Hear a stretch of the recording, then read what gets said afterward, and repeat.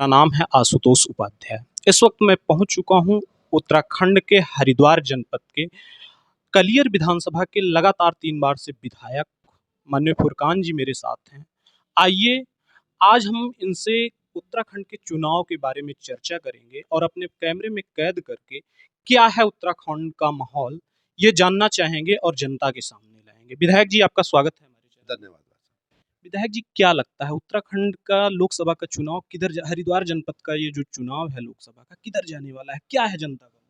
ये जो लोकसभा का चुनाव होने जा रहा है, जो हमारी कांग्रेस पार्टी ने, आदरणीय सोनिया जी ने, राहुल जी ने जो यहाँ पर कैंडिडेट उतारा भाई वीरेंद्र रावत जी को यहाँ से भारी मतों से जिताकर भेजेंगे, क्योंकि जनता परेशान है। जो 2 बार के सांसद थे निशंक जी, उनका कहीं भी क्षेत्र में कोई विकास नहीं हुआ।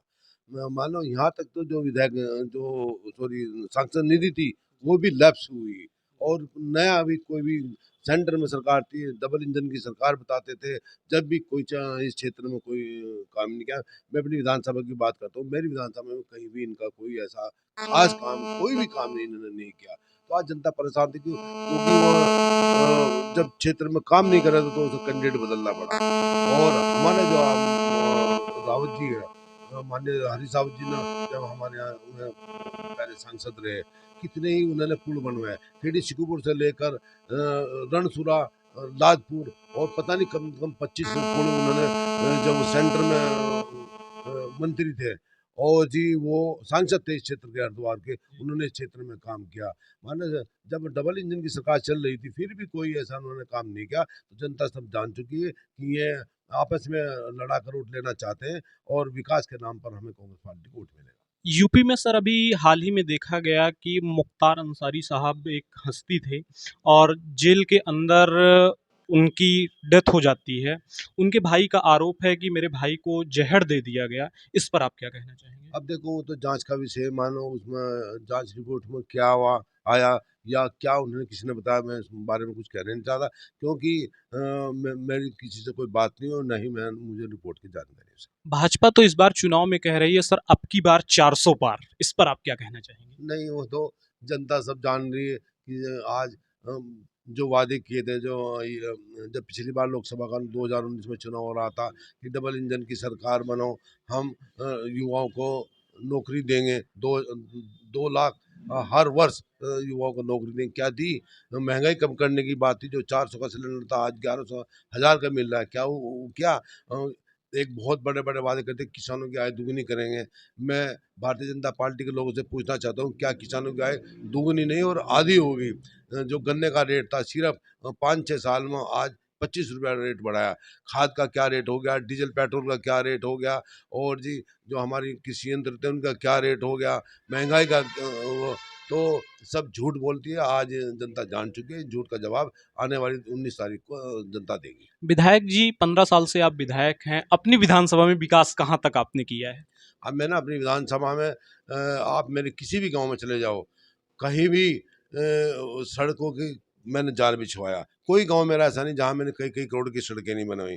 और तो क्या, मैंने अपने क्षेत्र में पुल, जो एक रामपुर चुंगी से पिरान कलियर के लिए पुल, जो जिस पे काम चल रहा है, और पिरान कलियर में 2 पुल मैंने बनवाए। और उसके बाद में एक हमारा ये नागल पुल ही नहीं था, उनका रास्ता नदियों में जाना था, उनके लिए छोटा पुल बनवाया। और मैंने अपने क्षेत्र में रामपुर में कन्या इंटर कॉलेज, पिरान कलियर में इंटर कॉलेज, दौलतपुर में इंटर कॉलेज, भौरी में कन्या इंटर कॉलेज, मगरूमपुर में डिग्री कॉलेज, इतने कॉलेज मैंने अपने क्षेत्र में बनाए। क्योंकि जनता जो गरीब गरीब के बच्चे पढ़ते हैं, वे सीबीएसई बोर्ड में 4-4 हज़ार रुपये फीस नहीं दे सकते, तो इसलिए हमारे क्षेत्र के बच्चे पढ़ रहे हैं। तो हमने कब्रिस्तान की मूर्त घाट की चीज, हाँ, ज़्यादातर हमने छतरियाँ बनवाई। जो भी हमारे इलाके का काम था, जो भी जनता ने हमसे मांग की, हमने वो काम पूरा किया। विधायक जी, विपक्ष का कहना है कि आप हिंदू मुस्लिम तुष्टीकरण की राजनीति करते हैं। एक भी मिसाल बता दो कि मेरे विधानसभा में 44 गांव पड़ते हैं, उसमें कोई गांव ऐसा बता दो जिस गांव में मैंने काम नहीं कराया। चाहे, क्योंकि जब मुझे जनता एक तरफा वोट देती है, कोई बूथ ऐसा नहीं जिस बूथ से मुझे वोट नहीं मिलते, और मैं हमेशा अपनी जनता के साथ रहूँ। एक भी मिसाल मुझे जो आपने कहा मुझे बता दे, तो मैं मान जाऊँगा कि हाँ मैं कर रहा। मेरे अंदर कभी जिस जब जब जनता हिंदू मुस्लिम सिख से सब जात बिरादरी से ऊपर उठकर मुझे वोट देते हैं, तो मेरा कोई मतलब नहीं है कि मैं एक तरफा काम करूं। मैंने अपने मेरी जनता जिस जनता ने जिता कर भेजा, मेरी पिरान किले की जनता सब मेरे सर पर ये सब शर्माते हुए सबने का मुझे सहयोग रहता है, इसलिए मैं सब जगह विकास कर रहा हूँ। चलते चलते एक लास्ट सवाल, चुनाव को मद्देनजर रखते हुए आप अपनी विधानसभा की जनता व उत्तराखंड की जनता से कोई अपील करना चाहते हैं?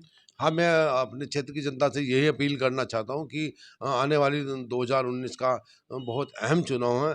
आप सब जात बिरादरी से ऊपर उठकर महंगाई देखो, रोजगार देखो, रोजगार की क्या हो रही, जो हमारे किसानों की हालत बदतर हो गई, तो इन सबको देखते हुए कांग्रेस को वोट दें और भाई वीरेंद्र को यहाँ से भारी मतों से जिता कर भेजे, यही मेरी अपील है। जी, धन्यवाद विधायक जी। धन्यवाद।